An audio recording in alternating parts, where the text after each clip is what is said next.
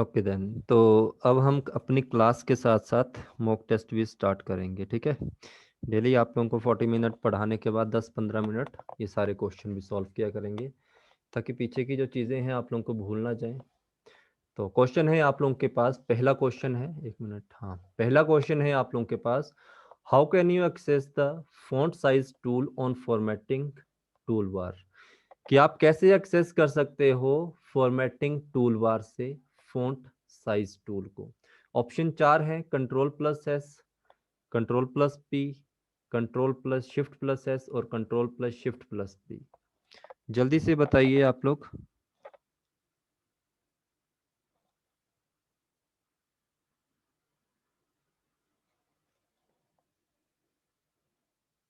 Okay, तो ये चीज़ हमने पढ़ी है और आप लोगों को मैंने उस दिन भी बताई थी फ़ॉन्ट साइज़ टूल के बारे में, कि जब भी आप लोगों की बात आएगी फ़ॉन्ट साइज़ टूल की, तो आप लोग कैसे कर सकते हैं चेंज फ़ॉन्ट साइज़ का। तो कंट्रोल के साथ आप लोग शिफ्ट और शिफ्ट के साथ पी, ठीक है, इन तीनों को आप लोग यूज़ करोगे तो आप लोगों का जो फ़ॉन्ट साइज़ होगा वो टूल आप लोगों का एक्सेस होना शुरू हो जाएगा और आप लोग इससे चेंज कर सकते हैं फ़ॉन्ट साइज़ को, ठीक है। नेक्स्ट क्वेश्चन आप लोगों का है, how can you make the selected character superscripted. Superscripted कैसे कर सकते हैं किसी भी कैरेक्टर को। ऑप्शन आप लोगों के पास हैं, जल्दी से आंसर दीजिए।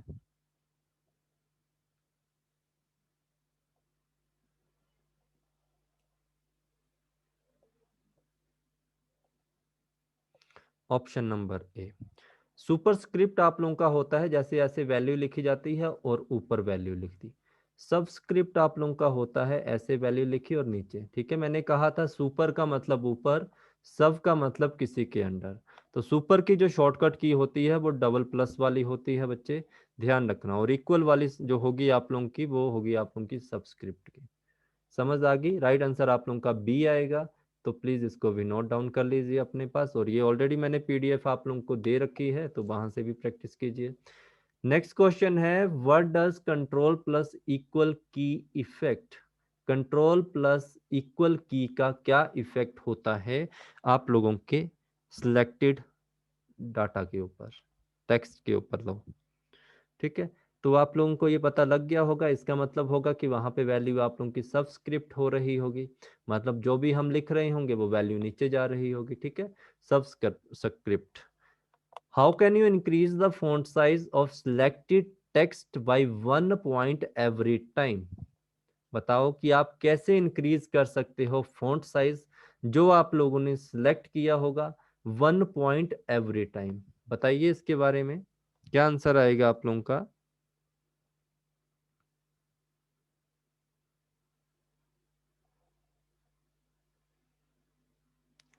ठीक है जी, तो इसका आंसर आप लोगों का क्या होना चाहिए।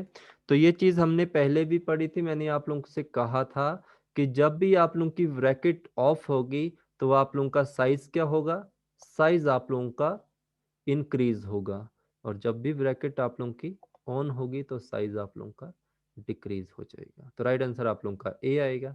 तो ये चीज़ आप लोगों ने ध्यान रखनी है, और डिक्रीज का होता ऑप्शन तो डिक्रीज में आप लोगों का ये होता, ठीक है। तो ये भी ध्यान रखो आप लोग। नेक्स्ट क्वेश्चन है, what is the smallest width of a column. Column की स्मॉलेस्ट विड्थ क्या होती है।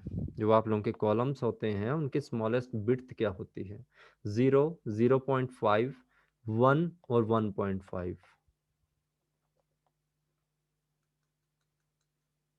ओके, देखो, जब भी आप लोग कुछ भी करोगे ऐसे आप लोगों का कॉलम होता है कुछ भी, तो इसमें जो आप लोगों की ये चीज़ें होती हैं इसमें अगर आप लोग बिल्कुल ज़ीरो कर दोगे तो कॉलम दिखेगा ही नहीं आप लोगों को।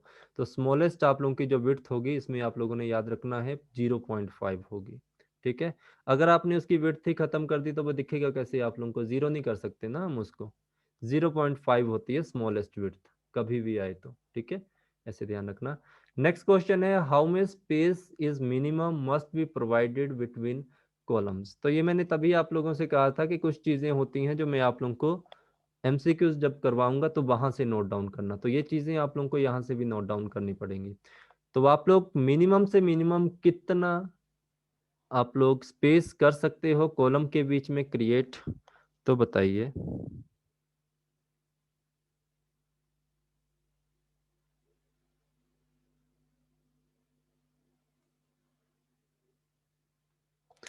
तो हमेशा याद रखना आप लोगों ने, जब भी आप लोगों के बीच में देखो ऐसे होती है ना आप लोगों की रो और कॉलम, ठीक है, ऐसे एक होगी फिर दूसरी ऐसे बन जाती है, ठीक है, ऐसे ही होते हैं ना रो और कॉलम आप लोगों के। अब देखो यहाँ पे आप लोगों को जो गैप की बात कर रहा है, स्पेस, इन दोनों के बीच में आप लोगों को मिनिमम स्पेस कितना दिख रहा है? स्पेस तो है ही नहीं इनके बीच में। तो हमेशा याद रखना जब भी बात आप लोगों की इसकी आएगी बिर्थ की, बिर्थ में आप लोगों ने 0.5 याद रखना है, और स्पेस आप लोग देख लो इनके बीच में स्पेस कहाँ से क्रिएट करोगे आप लोग, तो 0 होगा आप लोगों का आंसर, ठीक है। तो मिनिमम इनके बीच में जो स्पेस आप लोगों का होना चाहिए वो 0 का ही रखा जाता है। इसके ऊपर आप लोग जितना रखना चाहें रख सकते हैं, मिनिमम की बात कर रहा था वो। विच of the following is not available in fort spacing, font spacing में इनमें से क्या चीज आप लोगों की नहीं होती है?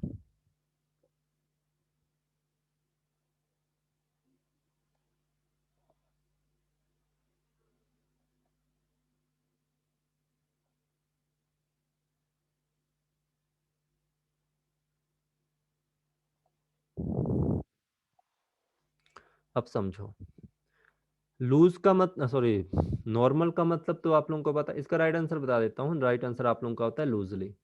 यहाँ पे क्वेश्चन पूछा गया है विच of the following is not available in font spacing, ठीक है। नॉर्मल होता है, कंडेंस्ड होता है और एक्सपेंडेड भी होता है। एक्सपेंड का मतलब होता है आप लोगों का फैलना, और कंडेंस का मतलब होता है कम होना। आप लोग फॉन्ट स्पेस को कम कर सकते हो, बढ़ा सकते हो, नॉर्मल कर सकते हो, बट उसको लूज नहीं कर सकते हम, ठीक है, ढीला नहीं कर सकते उसको, ठीक है। जो स्पेस होता है या तो ऐसे होता है आप लोगों का ऐसे, या तो ऐसे होता है, अगर ऐसे है तो इसको कम कर लेंगे। लूज कैसे करोगे आप लोग, ढीला कैसे करोगे, ऐसे ऐसे, ठीक है जी। तो ये ध्यान रखना, लूजली आप लोगों का राइट आंसर होगा। Which of the following position is not available for fonts on M S Word? फिर से बताओ, एम एस वर्ड में आप लोगों का कौन सी पोजीशन अवेलेबल नहीं होती है?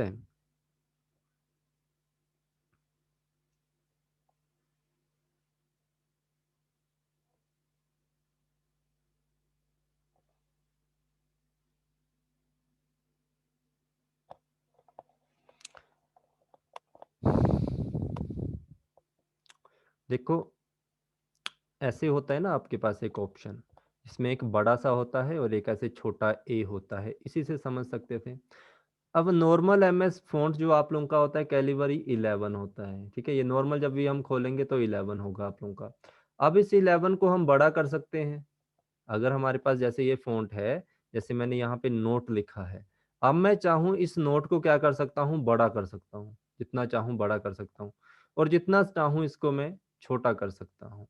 और नॉर्मल तो ये है 11 साइज, बट इसको मैं कभी भी सेंटर्ड नहीं कर सकता।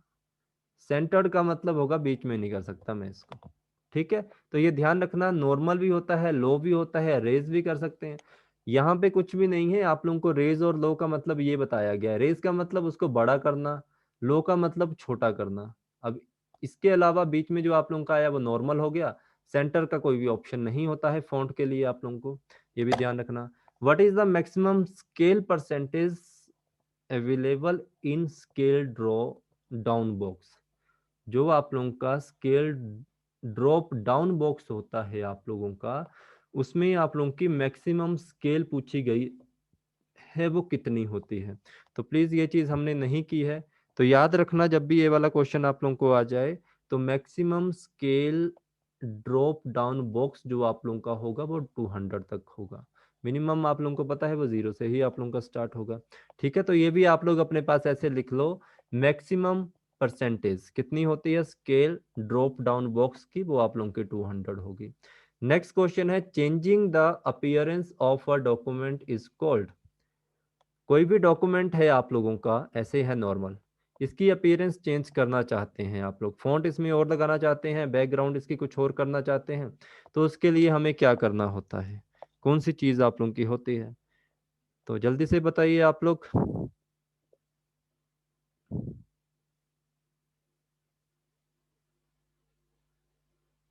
ठीक है, अब यहाँ से देखिए आप लोगों को यहाँ पे प्रूफिंग भी ऑप्शन दिया हुआ है, एडिटिंग भी ऑप्शन दिया हुआ है, और फॉर्मेटिंग भी ऑप्शन दिया होगा है। तो प्लीज एक चीज का ध्यान रखिए, आप लोगों का जो एमएस वर्ड में ऑप्शन होता है वो फॉर्मेटिंग का होता है, ठीक है।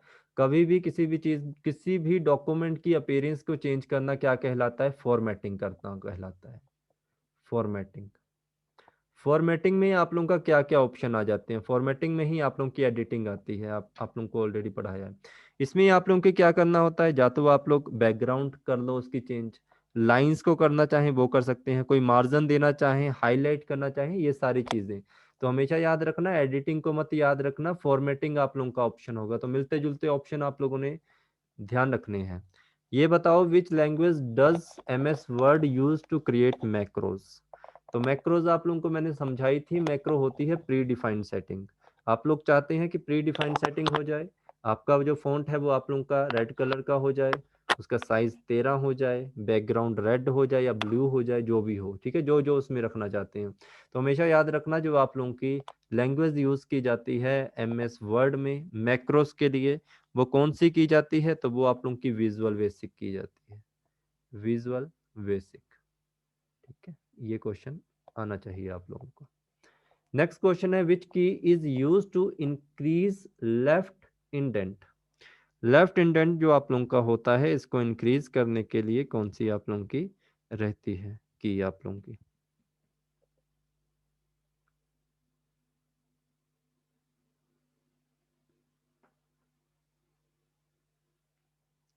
तो कभी भी आप लोग अपने एमएस वर्ड में कंट्रोल प्लस एम का यूज करोगे, तो जो आप लोगों का लेफ्ट इंडेंट होता है ये इंक्रीज होने लग पड़ता है, ठीक है, करके देख लेना इसको। तो इसकी शॉर्टकट की लिख लीजिए, ये है आप लोगों की। नेक्स्ट क्वेश्चन आप लोगों का है, which key is use to select all the text in the document.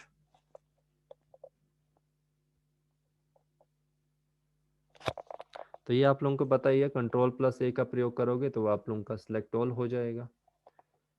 To undo the last work press. अगर आप लोगों ने जो भी लास्ट वर्क किया है उसको अंडू करना चाहते हैं तो आप लोग कौन सी की प्रेस करोगे,